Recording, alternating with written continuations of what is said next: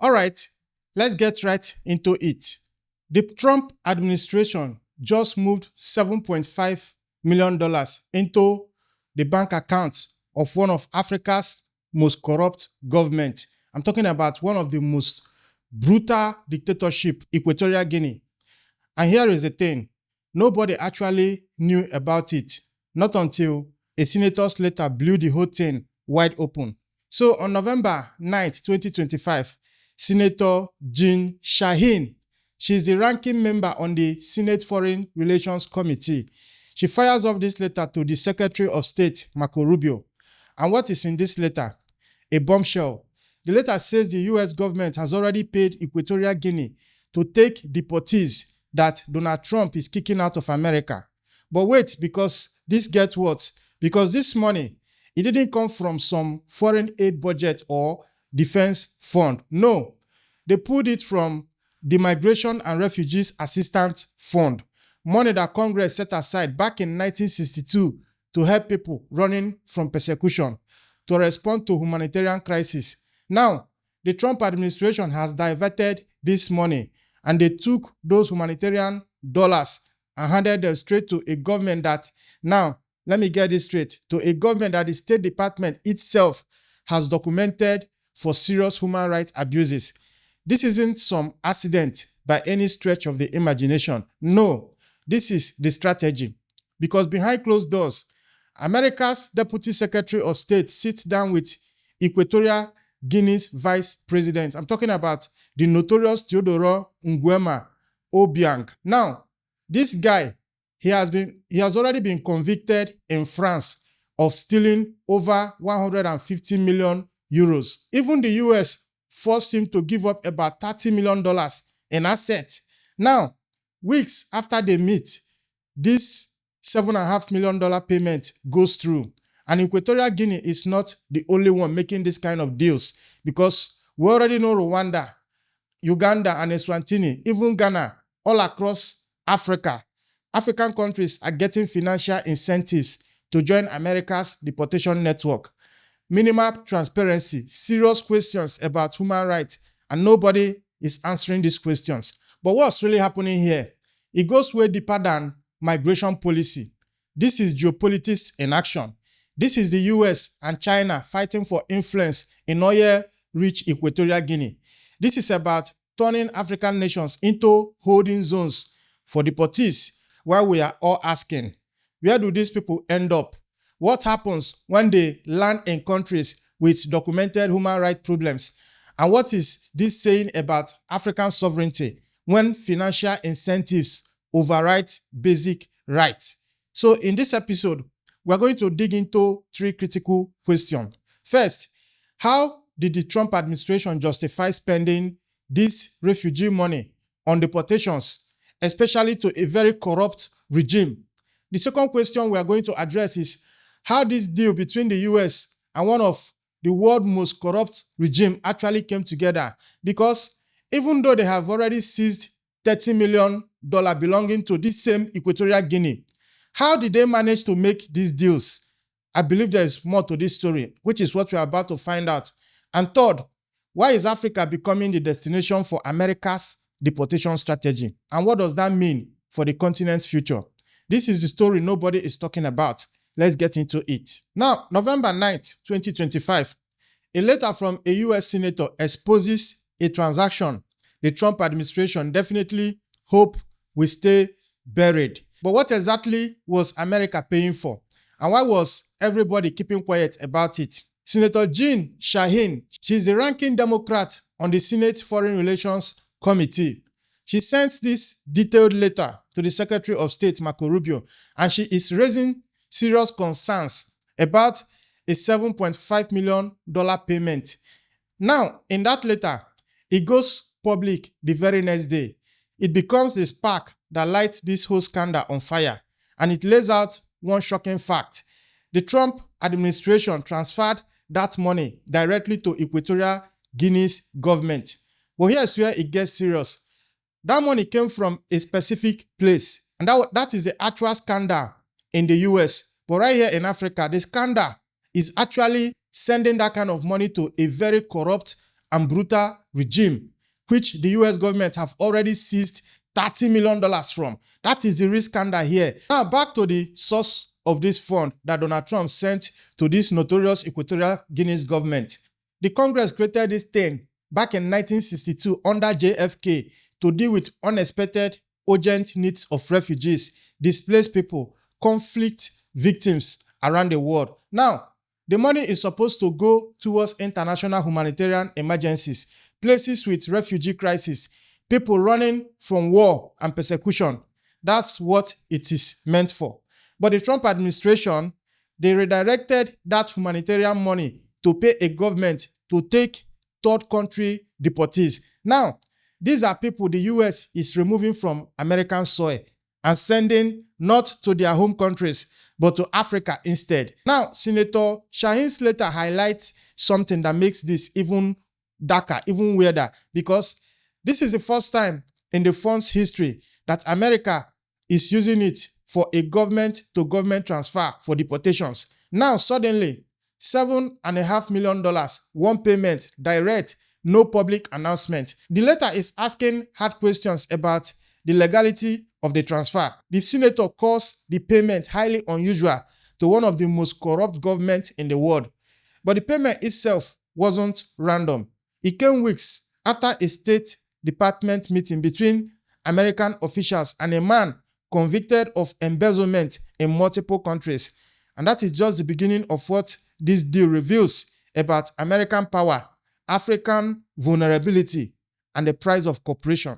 On paper, Equatorial Guinea is one of Africa's wealthiest nations, but more than half of its people live in abject poverty.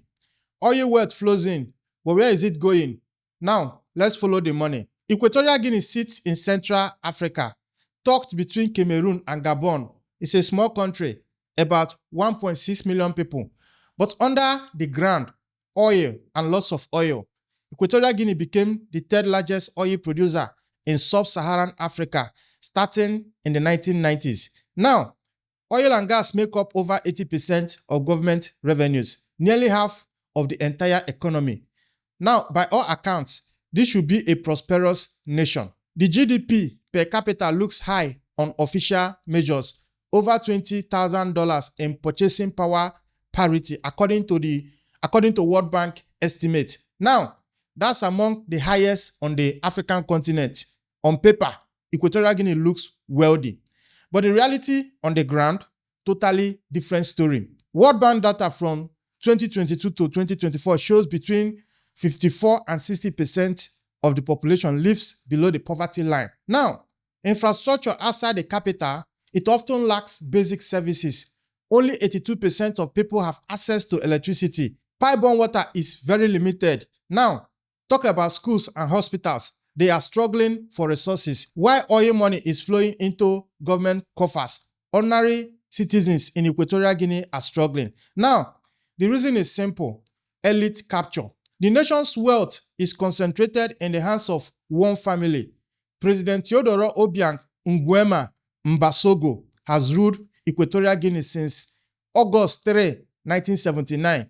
That's 46 years of continuous power. He's the longest consecutive serving non-royal national leader in the world. And in those decades, he has consolidated control while his country stays impoverished. His son, who also doubles as the vice president, his son, Teodorin Nguema Obiang Mangwe, they call him Teodorin. He's the heir apparent. Now, this Teodorin guy, he embodies kleptocracy because in 2017, a French court convicted him of embezzlement and money laundering. They found he has stolen over 150 million euros of public money. He used it to buy luxury goods, a mansion in Paris, sports cars, and other assets. The court confiscated all these assets in France, about 150 million euros worth. Now, in 2021, France's highest court upheld that conviction.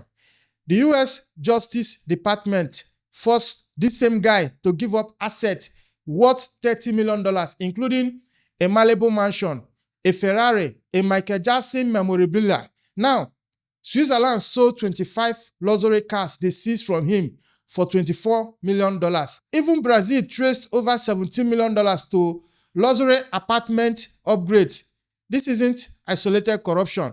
This is systematic theft on a massive scale.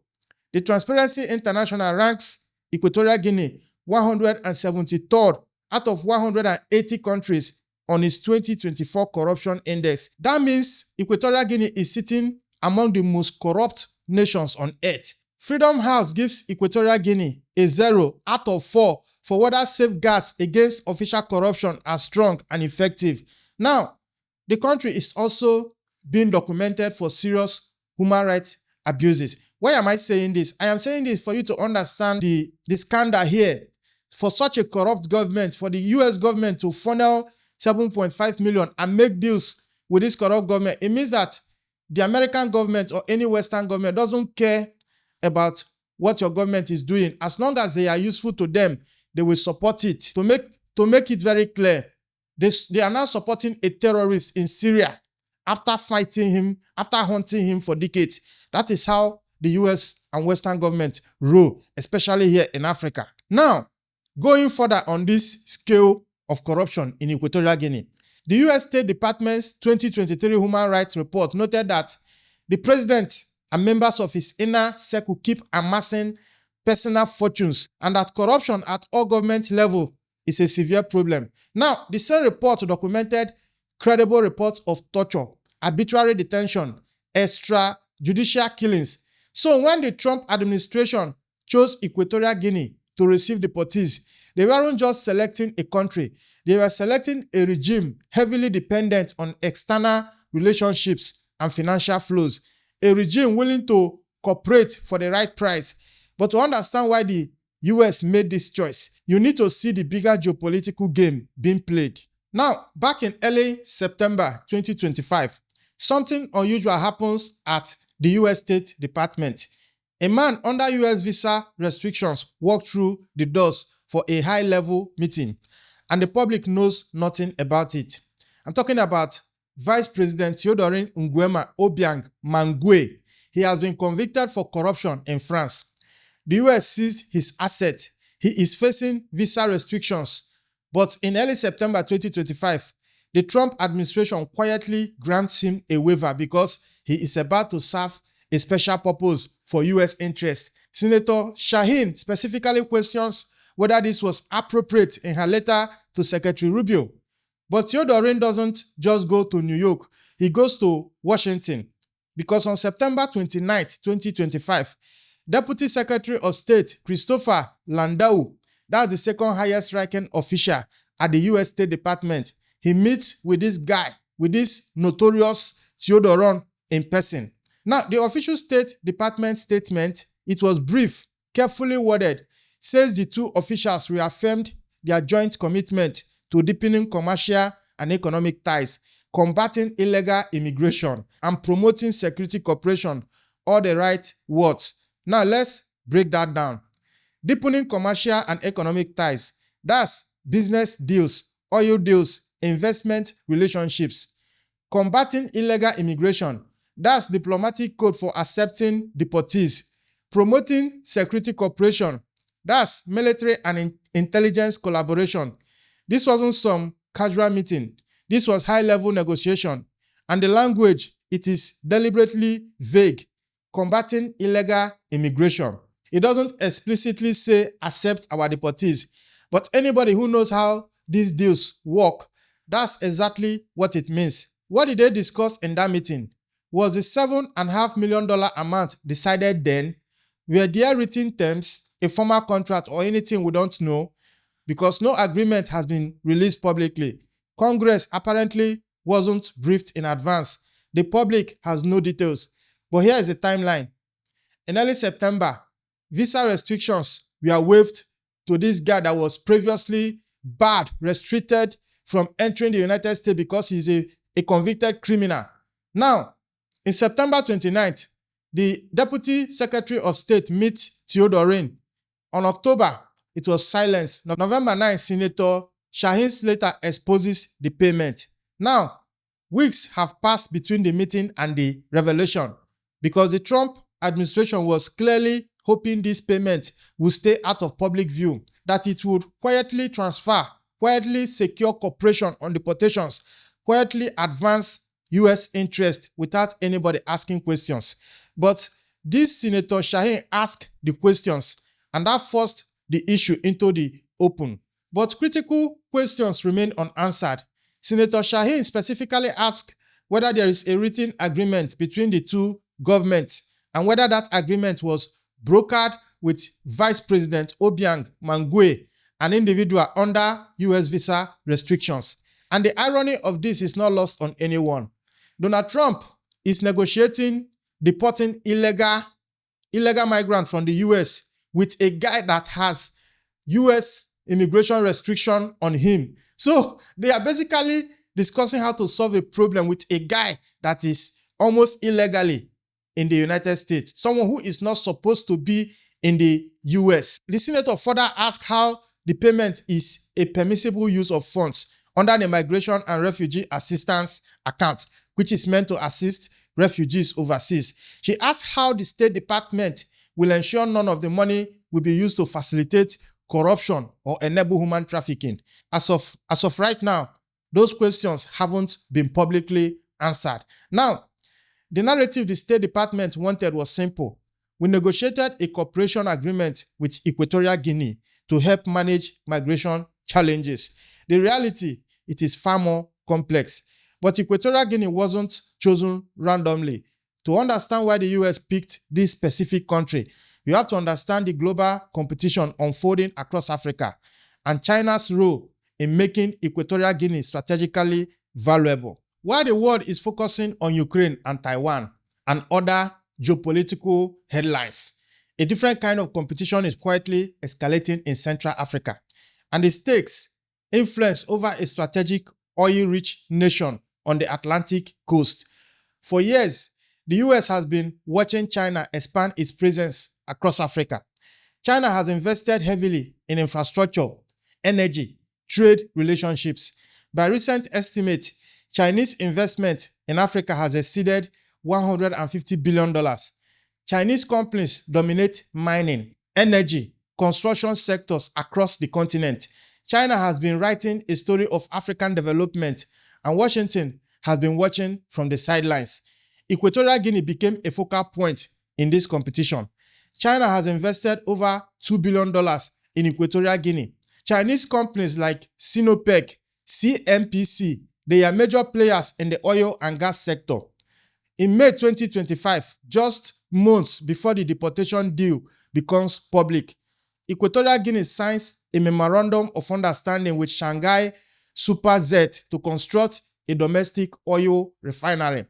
Vice President Teodorin travels to China to explore natural gas processing facilities and green hydrogen projects. Now, these aren't small investments. These are strategic long-term partnerships. US strategists have been watching this and getting increasingly concerned, not just about oil and gas, but about something potentially much bigger, a Chinese military facility.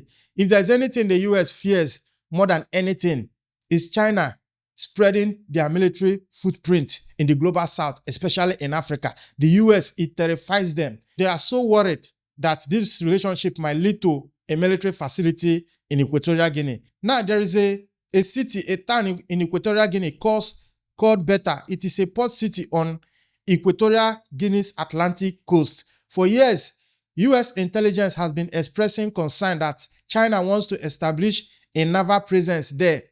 A Chinese naval base on the Atlantic Ocean that will be unprecedented.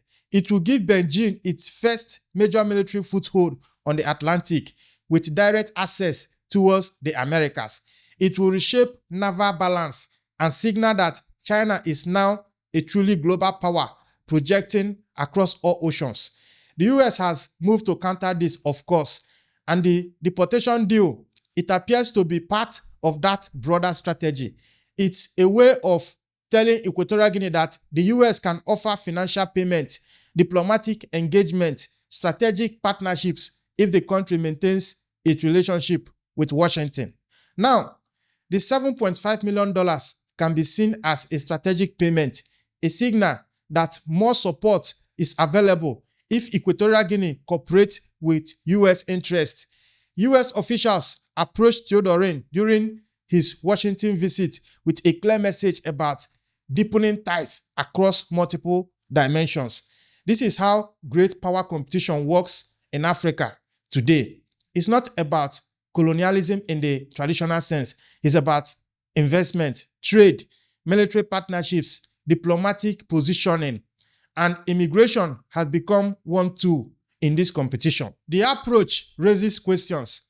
By linking migration enforcement to geopolitical strategy, the US is basically sending a message that competition with China takes priority over transparency, human rights considerations, democracy, and traditional development partnerships. Now, the US is willing to pay government with serious corruption and human rights concerns to advance strategic interests. The contrast with China's approach is notable. China typically focuses on long-term infrastructure investment, resource extraction deals, patient relationship building. Teodorin travels to China and discusses massive investment in refineries and energy projects. He travels to Washington and the US offers payment for accepting deportees. The optics are different. But while the US and China compete for Equatorial Guinea's alignment, a critical question remains largely unasked. What happens to the deportees caught in the middle of this geopolitical game? Now, here is the question nobody in Washington seems to be answering. When the US deports someone to Equatorial Guinea, what actually happens to them? The answer is deeply concerning. Equatorial Guinea has two prisons that are particularly notorious: the Black Beach Prison in Malabo and the Oveng and Sem Prison. Both have been documented by human rights organizations for serious abuses. Senator Shahin specifically asked in her letter whether the US government received credible assurances from the Equatorial Guinea's government that the third country nationals won't end up in Black Beach Prison or the notorious Oveng and Sem Prison, places known for serious human rights abuses. Now, that question hasn't been publicly answered yet. Human Rights Watch, Amnesty International, the US State Department's own report, they have all documented torture, arbitrary detention, inhumane conditions in Equatorial Guinea's detention system. The State Department 2023 Human Rights Report said there were credible reports of torture, arbitrary detention, extrajudicial killings. The report noted that security forces routinely violate due process rights. The State Department's own 2025 Trafficking in Persons report raised significant concerns about corruption and official complicity in trafficking crimes by government officials in Equatorial Guinea. The report even said multiple credible sources alleged senior government officials were involved in human trafficking crimes, and lower-level officials reportedly took bribes from undocumented foreign nationals. Now, imagine a deportee from the US arriving in Equatorial Guinea. They have no family connections there, no support network. They probably don't speak the language either. They are completely vulnerable. Senator Shahin asked critical questions in her letter. What protections will be put in place to ensure these third country nationals removed to Equatorial Guinea aren't vulnerable to human trafficking, human smuggling, or human rights abuses? The answers remain unclear. No written agreement has been released publicly. We have never seen any written agreement released publicly in any of these countries, by the way. So, there's no reason why Donald Trump will even make this notorious agreement public. Now, there is no public assurances. No public assurance have been provided either.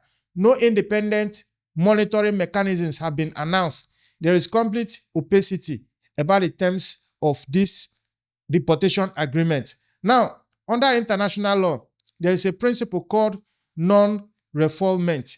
It's enshrined in the 1951 Refugee Convention and the Convention Against Torture. The principle means you can't send someone to a country where they face real risk of persecution, torture, or inhumane treatment. Third country deportation deals like this one raises serious questions about whether that principle is being violated.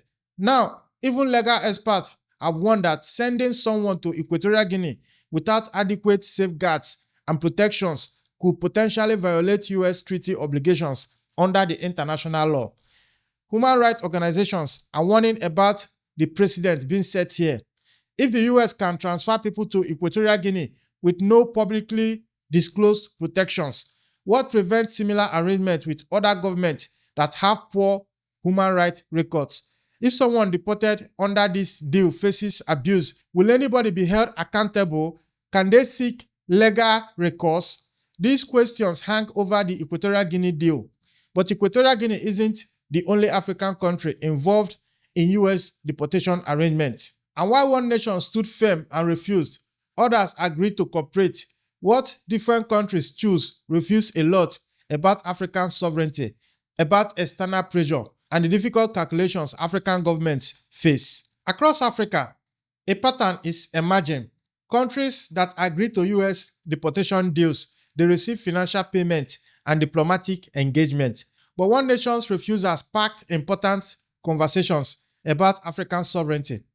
Rwanda reached an agreement to accept about 250 deportees from the U.S. A Rwandan government spokesperson confirmed in August 2025 that the country have already agreed to this arrangement, which includes about $7.5 million in U.S. financial support, according to a Human Rights Watch report.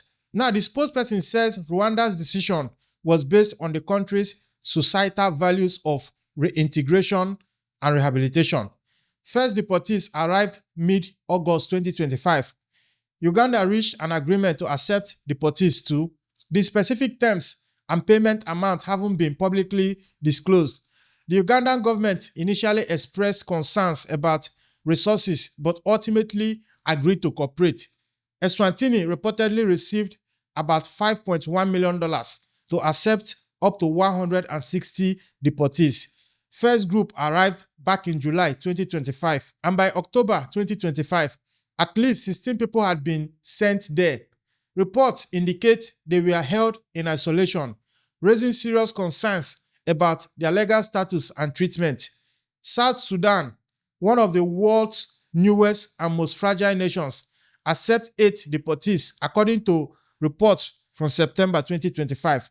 The country is already overwhelmed by internal displacement and conflict, but the Trump administration deemed it acceptable to send deportees there. Ghana agreed to accept West African nationals being deported from the U.S. First group of deportees arrived back in September. Human rights organizations filed a lawsuit challenging the arrangement, citing concerns about due process and the conditions under which deportees were being held. The financial amounts, they vary. The countries also vary, but the pattern is similar. The U.S. offers financial support and diplomatic engagement. Countries facing economic challenges and seeking good relations with Washington, they agree to cooperate. Deportees arrive with minimal public information about their legal protection. But not every African nation agreed to this deal. Nigeria became the continent's most prominent refuser because in July 2025, the U.S. reportedly pressured Nigeria to accept Venezuelan deportees. These were third country nationals with no connection to Nigeria. Nigeria's foreign minister, Yusuf Tugo, publicly stated that Nigeria wouldn't accept the arrangement. He pointed out that Nigeria already has a population of 230 million people and faces significant internal challenges, security concerns, and economic pressure. The minister said plainly that Nigeria has enough problems of its own. His words, they resonated because Nigeria's stance was celebrated across Africa and even in the diaspora. And a lot of people expressed pride that at least one African country was standing firm against external pressure. Now, another country that said no was Burkina Faso. Ibrahim Traoré stood his ground and rejected this offer. Even Mali also rejected this plan. So, a lot of African countries are resisting, but unfortunately, most countries that are approached have already signed on to this deal. So, the African Commission on Human and People's Rights, that's part of the African Union system, they issued a statement back in August.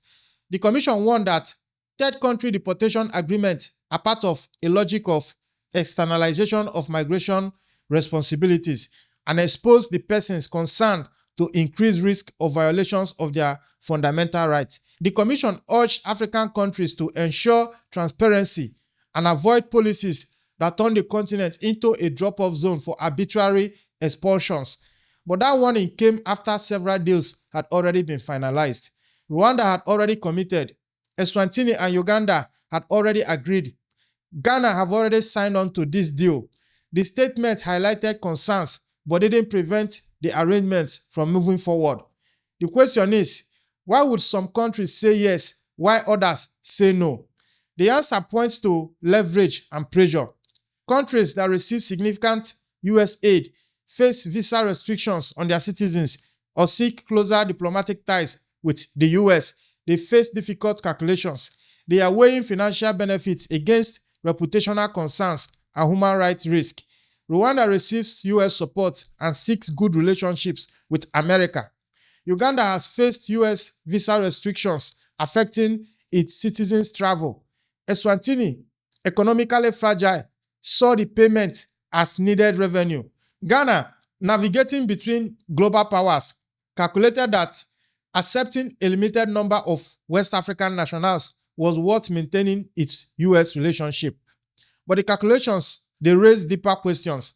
Are these payments genuinely beneficial to ordinary citizens, or do they primarily serve elite interests? Does accepting deportees serve African development goals, or does it expose vulnerable people to serious risk while generating short-term cash for these governments? Nigeria said no, Burkina Faso said no, Mali said no, but Equatorial Guinea said yes, obviously. Of course, Equatorial Guinea, being the most corrupt, one of the most corrupt in Africa, they can say yes. They can't afford to say no. Now, the difference reveals how financial pressure, economic need, and geopolitical positioning can shape decisions that carry significant human consequences. And it raises a broader question: what this pattern mean for African sovereignty and the continent's role in global migration governance? The Equatorial Guinea deal isn't just about one country or one payment.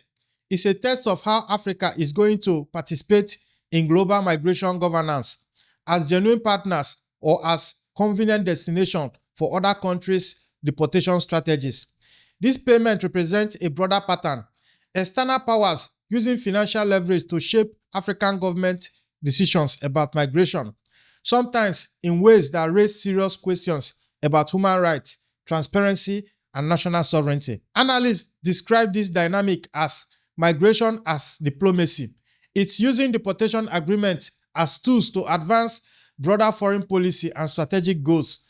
When a government accepts US deportees in exchange for payment, it's not necessarily receiving mutual benefit that serves its citizens. It's absorbing someone else's problems in exchange for cash. For African audiences, critical questions arise. When your government accepts US deportees, where is that money going?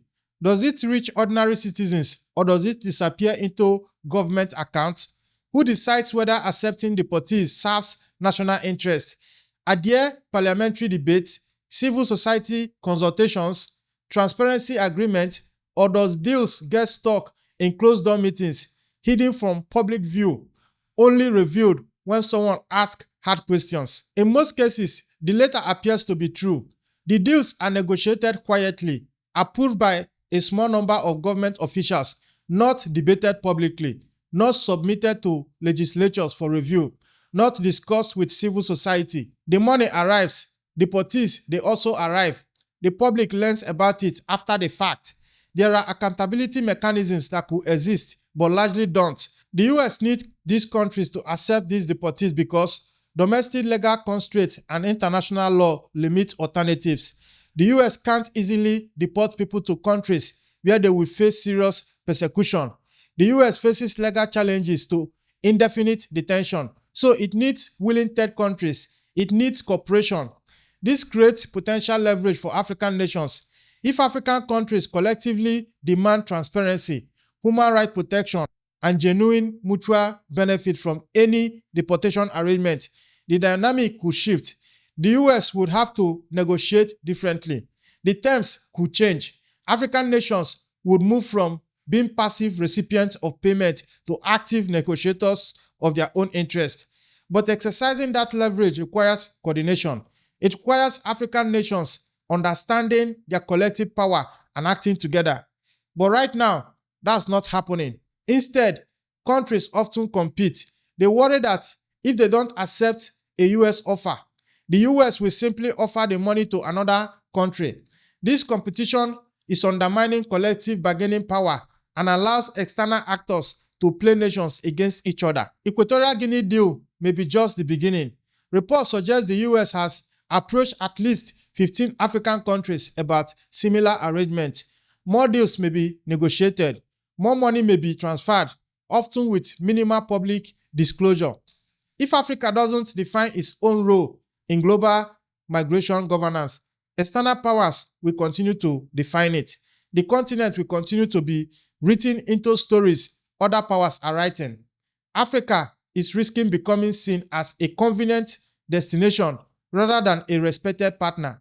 The $7.5 million payment to Equatorial Guinea is a moment of reckoning, a moment to pause and ask, is this acceptable? Is this the relationship Africa wants with the United States and other global powers? Is this how migration partnerships should work? Many would say no, it shouldn't be this way. And until Africa coordinates its responses, until African nations work together, until African citizens demand transparency and accountability from their own government, this pattern will likely continue. It will likely continue to go unchecked. The Trump administration's payment to Equatorial Guinea isn't the end of this story. More countries are lining up, more countries are being approached, and more deals are likely being negotiated as I speak to you. More money may be transferred, often in secrecy. The question is, will Africa wake up to what is happening and demand a different approach? Will the continent organize to protect sovereignty and ensure any migration cooperation serves genuine mutual interest? Or will individual countries continue to be picked off one by one, pressured into these arrangements that may not serve their own citizens' long-term interest? The answer depends on African sovereignty. It depends on citizens demanding answers. It depends on civil society monitoring and investigating. It depends on regional organizations actually establishing clear standards. It depends on African nations recognizing their collective power. Now, if you have watched to this point, this is Frontline Africa. This is where we talk about geopolitics from Africa's own point of view. This third country deportation deal, it is not over yet. Donald Trump is going around Africa and sending these deportations to any country that is willing to take the offer. There are many more deals that we don't know yet. And once in a while, it pops up and we talk about it. But believe me when I say there are more countries that are accepting and making these deals than we already know. And it is happening all across Africa. So if you are in a country that has already signed up to this deal, maybe tell us how you feel about it in the comment section. And what do you think about Equatorial Guinea, a very brutal dictatorship, sitting in the same table, negotiating deals with the US? This has got to be the scandal right here. Now, if you want to continue to see my content, maybe consider to subscribe and turn on those notifications. I am still your host, Ezekiel Enejeta, and I will see you in the next one. It's a bye-bye for now.